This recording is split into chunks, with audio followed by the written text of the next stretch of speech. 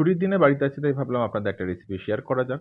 প্রথমে ২ টো টমেটো এবং ১ টা পেঁয়াজ পেস্ট করে এবং কিছুটা ভেজানো কাজু বাদাম ৮-১০ টা মতো পেস্ট করে সর্ষে, পোস্ত, কাঁচা লঙ্কা দিয়ে একটা পেস্ট বানিয়ে ওপর দিয়ে একটু সর্ষের তেল ছড়িয়ে দিতে হবে। এরপর কড়াইতে নুন দিয়ে টুকরো করে রাখা পনিরগুলো ভেজে নিয়ে সেটাকে অবশ্যই বরফ দেওয়া ঠান্ডা জলে রাখতে হবে যাতে পনিরগুলো একটু নরম। আমার কাছে পনিরটা একটু কম ছিল তাই একটা আলু ছোট, ছোট টুকরো করে সেটাকেও পনিরের মতো করে আমি ভেজে নিয়েছিলাম। এরপর ওই তেলে আরও কিছুটা ঘি দিয়ে প্রথমে গোটা গরম মসলা ফোড়ন দিয়ে এবং শুকনো লঙ্কা ফোড়ন দিয়ে, আমার কাছে তেজপাতা ছিল না, আপনারা চাইলে দিতে পারেন। এবার পেঁয়াজ কুচি ভালো করে ভেজে নিয়ে একটু বাদামি হয়ে এলে আপনি বেল পেপার ইউজ করতে পারেন। আমি এখানে বেল পেপার ইউজ করেছি এই রঙের।